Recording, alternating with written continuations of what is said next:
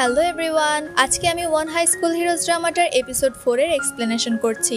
এপিসোডের শুরুতে দেখা যায় সুংশিক উইগিয়ামকে অজ্ঞান করে ফেলেছিল। এরপর সুংশিক ইউনগিকে তাদের দলে জয়েন হতে বলে, কিন্তু ইউনগি তা না করে সুংশিকের সাথে মারামারি করার রাস্তা বেছে নেয়। তাদের মধ্যে যখনই ফাইট শুরু হবে তখনই উইগিয়ামের হুঁশ ফিরে আসে এবং সে আবারও সুংশিকের সাথে ফাইট শুরু করে। ফাইট ভালোই চলছিল, কিন্তু এবারও সুংশিক উইগিয়ামকে চেপে ধরে। তবে এইবার উইগিয়াম এই ট্রিকে ফাঁসে না, সে সুংশিককে আটকিয়ে ইচ্ছামতো মারতে থাকে।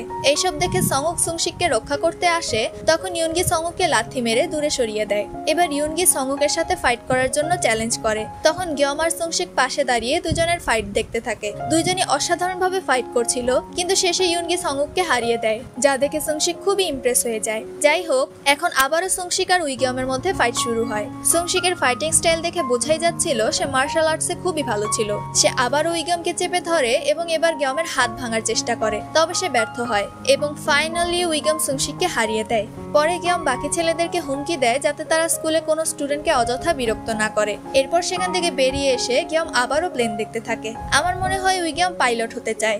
দৃশ্য পরিবর্তন হলে গিয়মের মা দাবিনকে দেখা যায় উনি ওনার বড় ছেলে সুগিয়মের রুমে যাওয়ার চেষ্টা করছিল, কিন্তু অনেক ভয় পাচ্ছিল। শেষে সাহস করে সে রুমে ঢুকে পড়ে এবং তার ছেলের জিনিসপত্রগুলো দেখতে থাকে। সিন শিফট হলে উইগিয়ামকে একাডেমিতে দেখা যায়। সে এখানে সুংশিকের সাথে ফাইট সিনগুলো মনে করছিল। মনোযোগ না থাকায় একাডেমির টিচার উইগিয়ামকে বকাবকি করে। এক পর্যায়ে তিনি উইগিয়ামকে মাথায় পোক করলে উইগিয়াম টিচারের হাত ধরে ফেলে এবং ছাড়িয়ে দেয়। টিচার তো খুবই রেগে যায়। তিনি বলতে থাকে এভাবেই চললে উইগিয়ামকে একাডেমি থেকে বের হয়ে যেতে। তখন উইগিয়াম একটা স্মাইল দিয়ে সেখান থেকে বেরিয়ে যায়। বাসায় আসার পর সক্তে গিয়মকে ইচ্ছামতো বকতে থাকে, এমনকি হাতও তোলে ক্লাসের মাঝখান থেকে চলে আসার জন্য। সে বলে গিয়ম যাতে পরের দিন একাডেমিতে গিয়ে স্যারের কাছে ক্ষমা চায়। পরের সিনে আমরা গিয়ম আর ইউনগিকে একসাথে দেখতে পাই। ইউনগি বলে এই মারামারি তো মাত্র শুরু হলো। উইগিয়াম ব্যাপারটা বুঝতে না পারলে ইউনগি গিয়মের পুরাতন স্কুল থেকে নামহিয়প নামের এক বুলি ছেলের ভিডিও দেখায়। নামহিয়প বাচ্চাদের জঘন্যভাবে বুলি করত।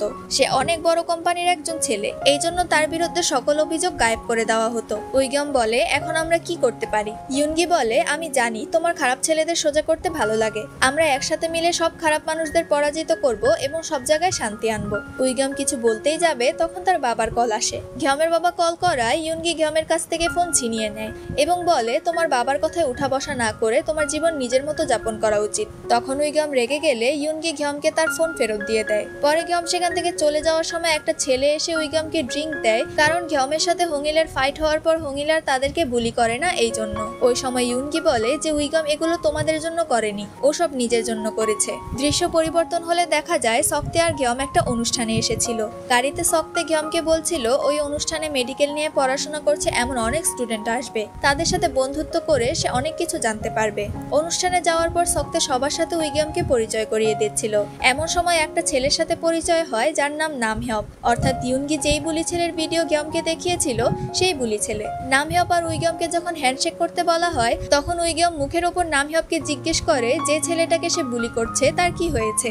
নামের বাবা বিব্রত হয়ে বলে কি বলছো এইসব শুধুমাত্র রিউমার। উইগিয়াম বলে যে এটা কোনোই রিউমার না, প্রুফ হিসেবে ভিডিও আছে। তখন সক্তে তাড়াহুড়ো করে গিয়মকে সেখান থেকে নিয়ে যায়। সক্তে গিয়মকে বলে বড়লোকদের নামে সবসময় রিউমার্স ছড়িয়ে থাকে, এইসবে বিশ্বাস করতে হয় না। এখন চুপচাপ গিয়ে নামহিয়পের কাছে ক্ষমা চাইবে। উইগিয়াম বারবার বোঝানোর চেষ্টা করে যে এগুলো রিউমার্স না, সে নিজের চোখে দেখেছে এগুলো। সে বলে আমি কেন নামহিয়পের মতো খারাপ একটা ছেলের কাছে ক্ষমা চাইবো, কিন্তু সক্তে কোনো কিছুতেই মানতে চায় না। উইগিয়াম বলে আপনি কি চান আমি আমার বড় ভাইয়ের মতো সুইসাইড করি? এই কথা শুনে সক্তে গিয়মকে জোরে একটা থাপ্পড় মারে। পরে গিয়ম কান্না করতে করতে চলে আসে। অন্যদিকে গিয়মের মা দাবিনকে দেখা যায় যে একজনের সাথে সুগিয়মকে নিয়ে কথা বলছিল। দাবিন বলে সুগিয়ম মেডিকেল স্কুলে চান্স পাওয়ার 1 মাস পরেই সুইসাইড করে। ও অনেক কষ্টে ছিল, সাহায্যের জন্য আমাকে অনেকবার ইশারা দিয়েছে, কিন্তু আমি বুঝতে পারিনি। যদি বুঝতে পারতাম তাহলে আজও জীবিত থাকতো। রাতে গিয়ম ইউনগির বাড়িতে যায় এবং একসাথে মিলে নামহিয়পকে শিক্ষা দিতে রাজি হয়ে যায়। সিন শিফট হলে নামহিয়পকে দেখা যায় যে একটা ছেলেকে বুলি করছিল। ওই সময় এখানে ইউনগি আর উইগিয়াম মাস্ক পরে ধামাকাদার এন্ট্রি করে। আর এখানেই ড্রামাটার 4 নম্বর এপিসোড শেষ হয়ে যায়। দেখা হবে পরের এপিসোডে। Bye guys.